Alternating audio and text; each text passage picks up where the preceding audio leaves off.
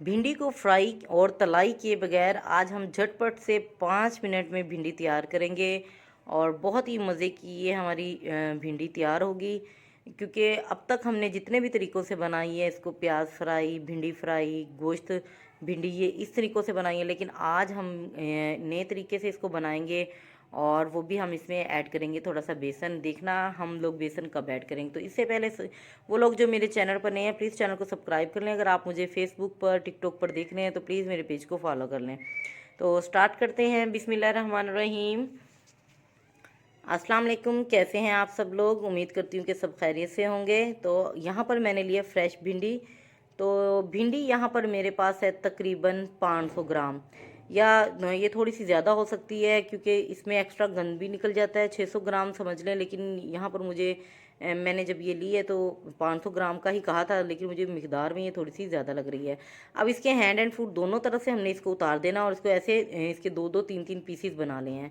अक्सर फीमेल उनको पता भी नहीं है कि इनको कैसे कटिंग करना है, तो कटिंग करने का ये आसान तरीका है। इसको हेड से भी उतारे हैं और इसको फुट से भी उतारे, दोनों तरफ से उतारे, मतलब इसके सरे भी और ऊपर से ये जो इसके कॉर्नर बने हुए हैं ये भी। ये देखें, इतने इतने पीसीस बना लेने हैं। आप ज़्यादा छोटे भी बना सकते हैं, बड़े भी, लेकिन ज़्यादा छोटे पीसेस बनाने का नुकसान ये होगा कि इसके जो बीज हैं वो बीज निकल जाते हैं। कोशिश करें कच्ची भिंडी लेने की, जो पकी हुई भिंडियाँ होती हैं जिनमें बीज होते हैं वो ना लें। सारी कटिंग कर ली है। उसके बाद यहाँ पर मैंने तकरीबन 1 टेबल स्पून, बड़े वाला देखें तो आप 1 टेबल स्पून, अगर छोटी चम्मच देखें तो वो 3 के करीब है। यहाँ पर मैंने बेसन लिया और उसमें 2 टेबल स्पून के करीब मैंने इसमें ऐड किया यहाँ पर चाट मसाला और जो बेसन है इसको हमने अच्छे से मिक्स करना है। मिक्स करने के बाद इस सारे बेसन को मैंने भिंडियों पर लगाकर तकरीबन 5 मिनट के लिए रख देना है। ये 5 मिनट तब तक कंप्लीट हो जाएंगे, तब तक हमने प्याज को फ्राई करना है, मसाले वगैरह को हमने फ्राई करना, तब तक ये हमारे 5 मिनट कंप्लीट हो जाएंगे। 5 से भी ज़्यादा मिनट ही हो जाएंगे तकरीबन। ये सारा हमने खुश्क बेसन ही ऐसे लगाना है, इसको हमने गीला नहीं करना। और याद रहे, जब भी आप लोगों ने भिंडी को कटिंग करना है तो पहले इसको वॉश करना है, बाद में वॉश नहीं करना। भिंडी को पहले वॉश करने के बाद फिर कटिंग करना है। खुश्क भिंडी रहनी चाहिए, इसको गीला नहीं करना। चलिए जी, यहाँ पर ये इसके ऊपर बेसन हमने सारा अच्छे तरीके से इसके ऊपर लगा दिया। लगाने के बाद अब मैं एक कढ़ाई लूँगी और कढ़ाई में मैंने तकरीबन ज़्यादा ऑयल इस्तेमाल करना है, कम ऑयल नहीं, क्योंकि जो भिंडी है वो ऑयल और जो खट्टापन है, मतलब खटास ज़्यादा ही लेती है। यहाँ पर देखें, 1.5 कप के करीब मैंने सरसों ऑयल लिया है और अब जैसे ये गर्म होता है इसमें मैं 1 टेबल स्पून के करीब ज़ीरा ऐड करती हूँ। मसाले और कोई भी ऐड नहीं करने, सिर्फ ज़ीरा ही ऐड करना है इसमें। और यहाँ पर 3 प्याज मैंने लिए, इनको मोटा मोटा कटिंग कर लिया, बारीक कटिंग नहीं किया। थोड़ी सी ये प्याज मोटी मोटी ही रहनी चाहिए। सिर्फ इसको 1 मिनट फ्राई करना है हमने। इसको कोई कलर नहीं देना, कलर इसका ऐसे ही रखना है। सिर्फ हमने 1 मिनट के लिए फ्राई करना है। एक मिनट में जितना भी कलर आता है वो ठीक है। उसके बाद यहाँ पर साइज़ में बड़े मैंने 3 टमाटर लिए हैं, उनको कटिंग कर लिया है। इनको भी थोड़ा सा मोटा मोटा ही कटिंग किया है, बारीक कटिंग नहीं किया। और अगर ये ग्राम के हिसाब से देखे जाएँ तो 400 ग्राम टमाटर मैंने ऐड किए हैं। और यहाँ पर 8 से 10 सब्ज़ मिर्चें ली हैं, उनको भी ऐड करेंगे। साथ ही में टमाटर को फ्राई करते हुए 1 मिनट हो जाए तो उसके बाद हमने यहाँ पर सब्ज़ मिर्चों का इस्तेमाल करना है। सब्ज़ मिर्चें ऐड कर देंगे। वक्फे से हमने ये ऐड करने हैं। 1 मिनट के बाद हमने प्याज के 1 मिनट के बाद टमाटर के 1 मिनट के बाद हमने ग्रीन मिर्चें ऐड करनी है। और उसके बाद यहाँ पर पिसा हुआ लहसन ऐड किया मैंने, अदरक का इस्तेमाल नहीं किया, सिर्फ लहसन। 1 टेबल स्पून इसमें नमक जाएगा, 1 टेबल स्पून इसमें सुरख मिर्च पाउडर, धनिया पाउडर, हाफ़ टेबल स्पून इसमें हल्दी ऐड करूँगी मैं, और हाफ़ टेबल स्पून ही इसमें मैं कुटी हुई मिर्चें ऐड करूँगी।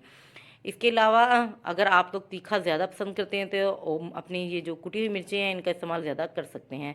मैं यहाँ पर अभी मैंने सब्ज़ी मिर्चों का भी इस्तेमाल किया है और इसमें चाट मसाले में भी अच्छी खासी मिर्चें होती हैं, तो कोशिश करें। अब ये मतलब स्पाइसी ही है, कोई कम मिर्चों वाला नहीं है। अब यहाँ पर जैसे ही मसाला ऑयल छोड़ दें, अब इस मकाम पर मैंने वो भिंडी जिसके ऊपर बेसन लगा कर रखा हुआ था वो इस मसाले में ऐड कर देंगे। देखें ऐसे, तो ये झटपट से 5 मिनट में हमारी ये रेसिपी तैयार हो जाएगी। देखिए मैं थोड़ा सा ऐसे दूर करके दिखाती हूँ और फिर इसको क्लोज़ करती हूँ। देखिए सारा ऐड कर देंगे इसके अंदर।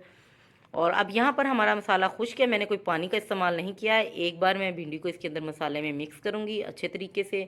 जैसे ही ये सारा मसाला इनके ऊपर आ जाएगा उसके बाद मैंने इसमें हाफ़ कप पानी का इस्तेमाल करना है।